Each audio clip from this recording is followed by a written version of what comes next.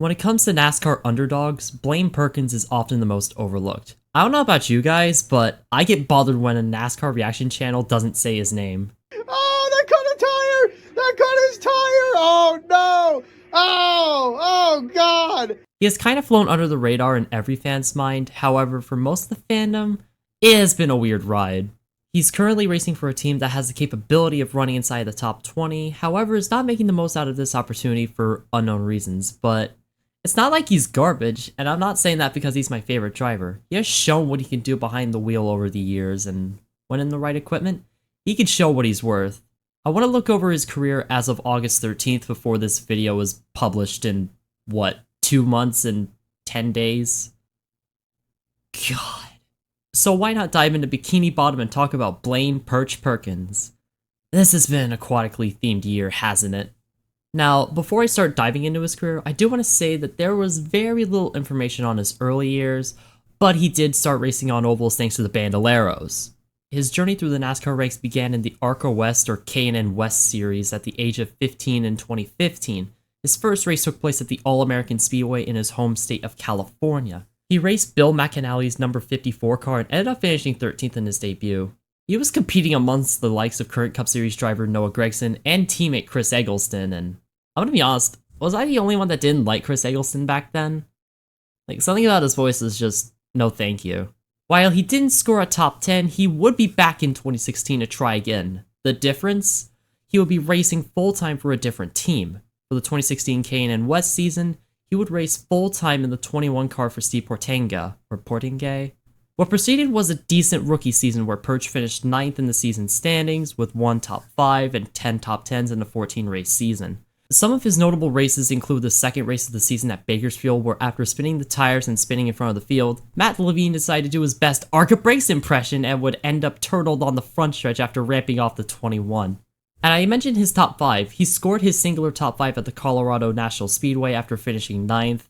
However, footage of this has been lost to time, and it sucks. For 2017, he would return to Portenga's 21 car, where regression was on full display. Compared to a season ago, he had 1 less top 5, 3 less top 10s, and an average finish drop of 2 positions. While he completed more laps in the previous year, his 10th place points finish says otherwise.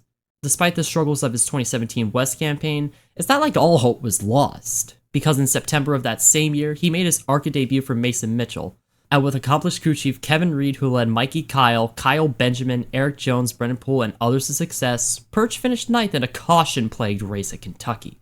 Despite this high in a season of lows, he still carried on to the next year where he would compete once again in ARCA for Mason Mitchell with 2 different car numbers and a 4-race deal. At Talladega, he was running second behind future Joe Gibbs driver Sheldon J. Plankton until the Truck Series bust and a Dollar Store Dale Jr. 8 car got sent into the wall in a very hard crash with Cody Rohrbaugh and Bo Lamastis. After the red flag, the field lined up for another restart.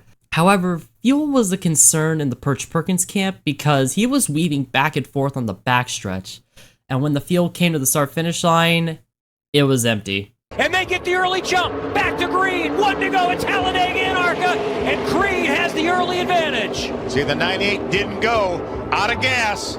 Despite another caution where Riley Herbst nearly ended up on his lid, he wouldn't get back into the top 10 as he would end up with a disheartening 13th place finish after running second half an hour ago. For the rest of the season, he would eventually score a top 10 at Elko after 3 straight top 15 finishes in his first 3 starts of the year. However, after his Elko start, he was out of the public eye at least for a little while. From an article by Speed Sport Insider, a photo was taken that showed Perch celebrating the NASCAR Whelen All-American Series California State Championship the previous fall at Irwindale in his home state of California. So it's safe to say he was starting to create some momentum before entering the 2020 season. And for that year, on January 30th, it was announced where alongside Trevor Huddleston, Perch will compete for the ARCA Menards West title in his 3rd full-time season. The previous full-time campaign ended up with a 10th place points finish, but that was with Steve Portenga. He was racing for Steve Roncassi, the owner of Sunrise Motorsports, who was the same man who led drivers like Derek Thorne, Jason Bowles, and Jake Drew to championships in the series. There's just one problem. All those championships were in the 6 car, and Perch was racing in the number 9. So Huddleston was automatically going to win the 2020 championship, right?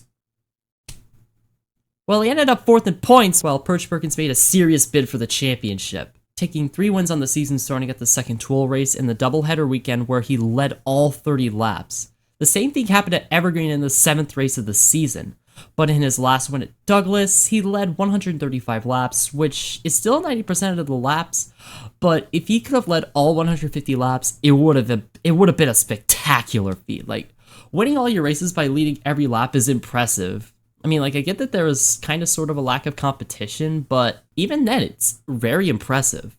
And with all the wins, top 5s, and top 10s scored throughout the season, he was entering second in points, 14 behind Jesse Love at the season finale at Phoenix. He needed Love to run into problems so that way he could exit with the trophy in his hands. However, on lap 67, Perch's engine had other ideas. And there you see Blaine Perkins down on pit road. Actually down on the apron of the racetrack. Wow, tough way to end the championship hunt.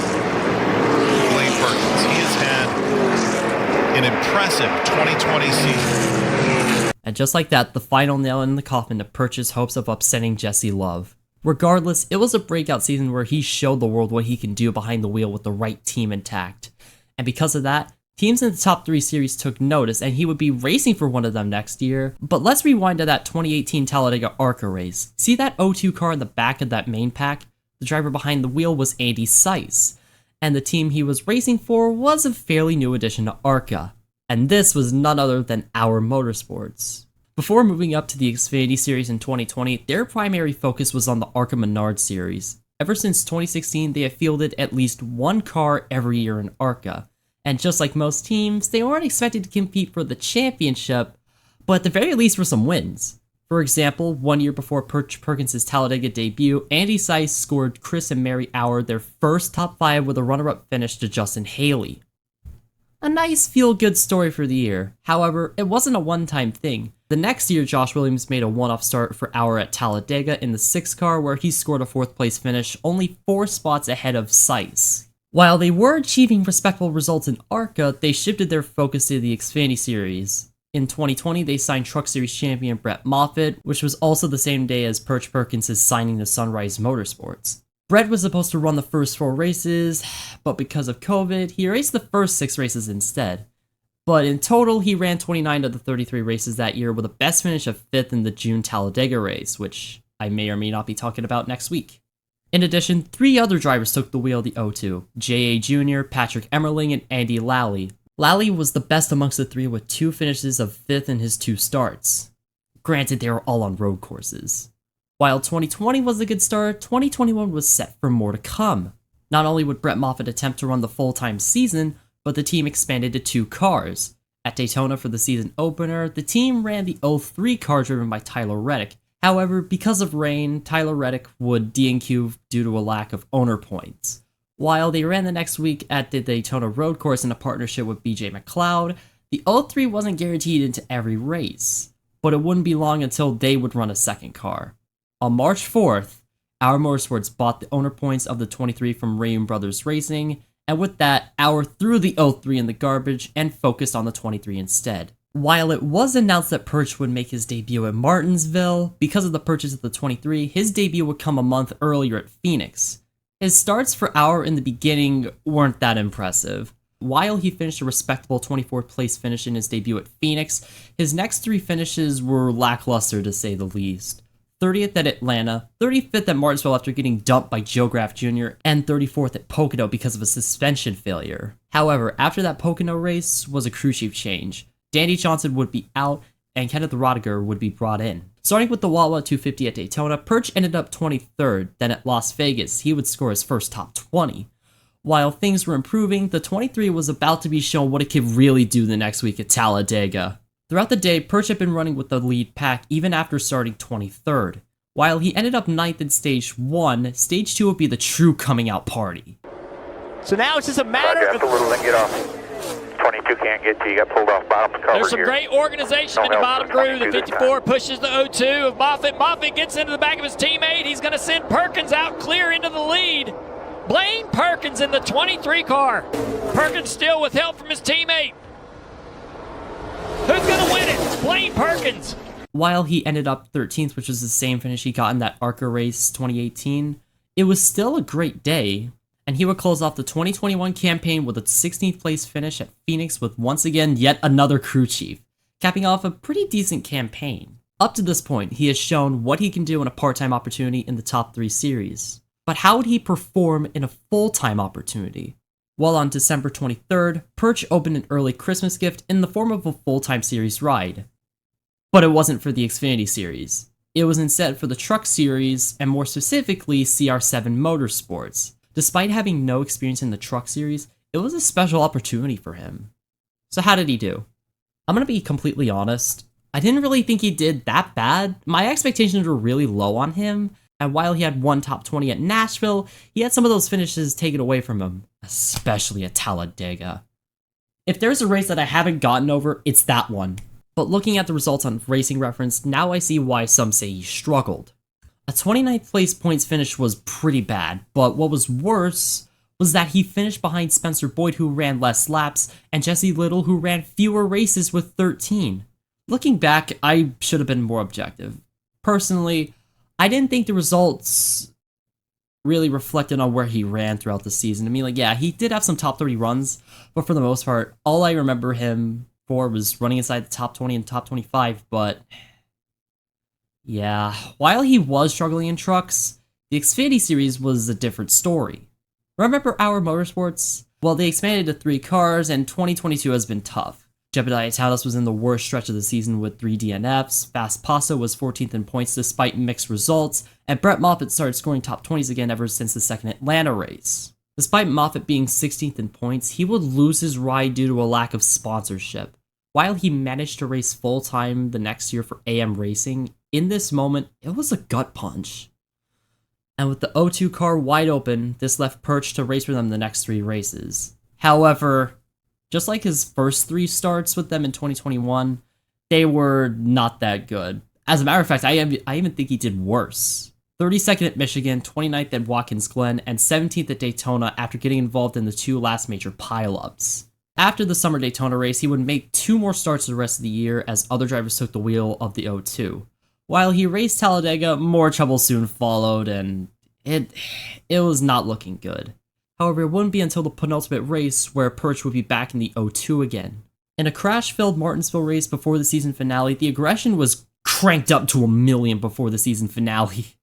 Despite starting 23rd, he was running inside the top 15 on lap 45 after the first caution, while he drifted outside the top 15 around lap 55 and top 20 around lap 58. This was at the end of stage 1 where he could possibly get back into the same spot he was in stage 1 before he got shuffled out. And with the caution out, this granted him an opportunity to get those valuable spots back.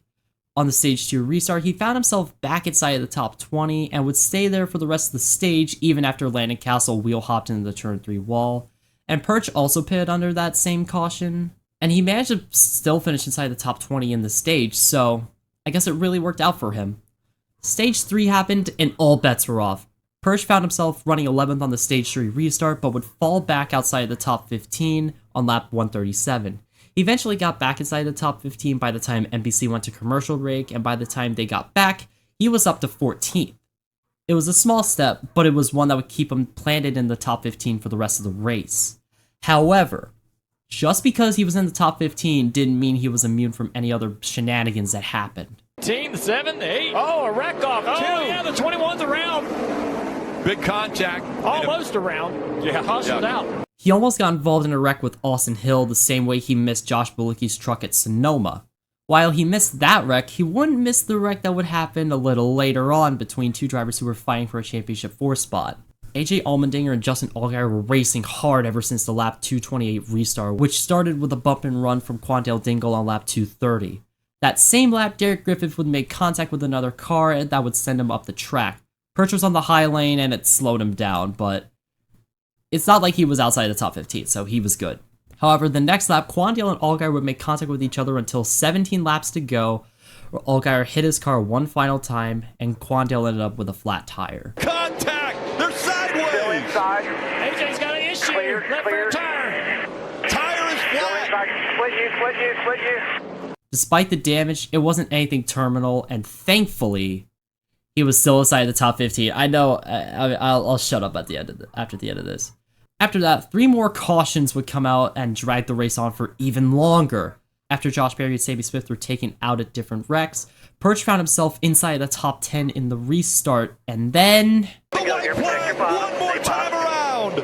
Jones gets tagged by the 54. Whoa! Despite getting passed by Austin Hill, Perch Perkins, after all the carnage, survived to score his very first top 10 finish in the Xfinity Series, though it was overshadowed. It was a feel-good story that still rejuvenated hope that he could eventually do more. Despite the struggles, he was able to end 2022 on a high note.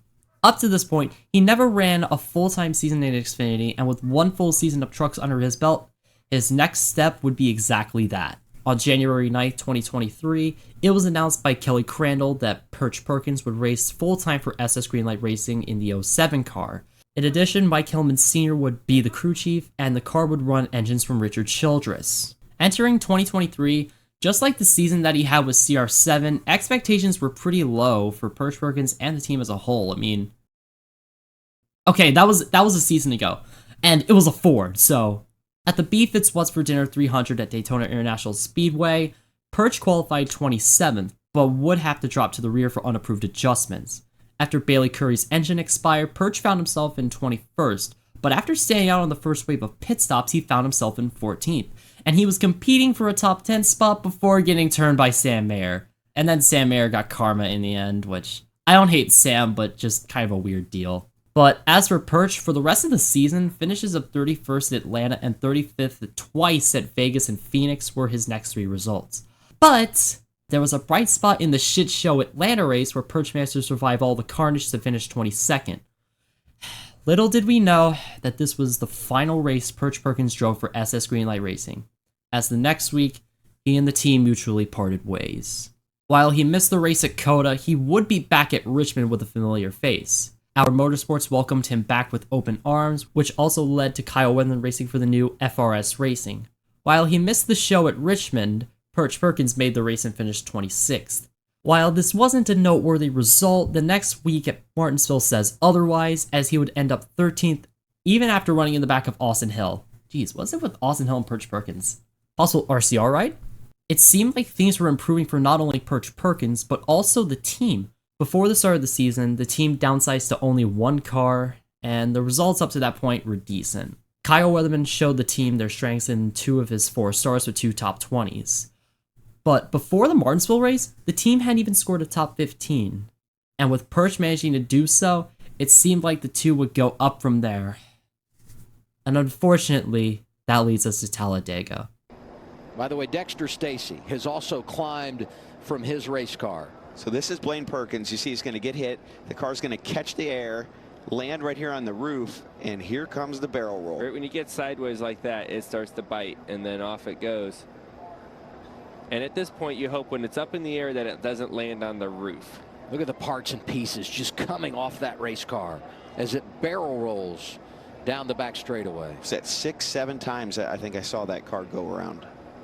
Because of the crash, Perch would be out the next week at Dover, and Kyle Weatherman would fill in. While he returned to action at Darlington, things weren't the same. And despite having some top 20s here and there, these runs were no more after Road America.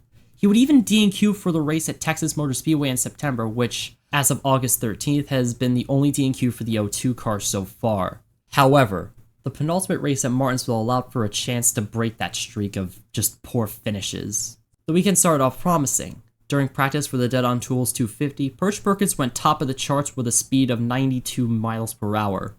And despite starting 31st, he showed his speed in the race by doing everything he can to make sure he was going to get a top 10 finish. After avoiding every wreck, he found himself running in 10th place. And then the green flag was thrown. The white flag's in the air. One more time around. The 7 got into the wall. Now Creed pushing the 21 up the racetrack. They're side by side. Creed has to win to make it into the championship 4. He's never won in the Xfinity Series. They smoked the tires. Here comes the 7. Contact made. The 7 of Allgaier on the inside. Creed, Allgaier's going to win in Martinsville. And they wreck on the front stretch. Big contact. Just what a way to kill a feel-good story. For the first time since the Townhouse the previous year, an NKR Motorsports car would exit a season without a top 10. The season was already bad on its own, but with that Martinsville finish, salt had been poured onto the wound. And after that year, the partnership of Perch Perkins and NKR Motorsports would come to a complete end. As on December 18th, it was announced that Perch Perkins would compete full-time for RSS Racing in the 29 car for 2024. So far this season, Perch Perkins has been beat by his fellow RSS Racing teammates who ran less races, and even a part-time Eric Almirola. He's currently 27th in points as of the recording of this video. I'll leave up a blank screen that shows his recent finishes before I upload this. I really hope he actually does win Daytona because god damn it would it save his season. The beginning of the year started off promising, with Perch Perkins scoring 2 top 15s in the first 4 races, with his best finish coming at Phoenix with a 13th place run. And after the first 5 races, he was sitting 20th in points, tied with Sam Mayer, who had a rough start to his campaign. However, as the season progressed, he regressed to the point of where he is now, 27th in points, but more importantly, rock bottom. Despite being 24 years old, he is at the lowest point in his career. Unless if he pulls a Jebediah Townhouse and scores a top 5 finish, Perch Perkins could possibly be out of the sport, or at the very least be in a horrible ride. So, is he currently struggling in a mid-tier ride that could be doing better? Yes. But is he a talentless hack? Absolutely not. He showed what he can do in his 3rd full-time ARCA West season, and has shown a glimmer of hope for NKR Motorsports at times. Whether it be scoring a top 10 finish before one of his teammates, or scoring the team's best finish of the season after the 2 that came before him, or even being the fastest in practice in a struggling season. He has shown what he can do behind the wheel, but it's only a matter of time before he starts popping off in a good ride. That is, if he ever gets one. And with that being said, that wraps up today's video. I was really inspired to do driver profile videos because of Josh Revel. Y'all know him, he does a lot of F1 driver profiles. I really love how he goes into detail about certain drivers I had no idea about, which really inspired me to do the same. So, yeah, I also might not make a reference to him in my next video. And also, I just want to say, out of all the scripts that I finished, this is the shortest one, but believe me, the next week's video is going to be even longer than that. And I'm not saying it's going to be, like, longer than this one by a little bit. It's going to be longer by a country mile. Like, twice as many words as I had on the Word document. So, yeah. And with that being said, thank you all so much for watching, and I'll see y'all next week. Bro, Shane Perkins is fringe top 10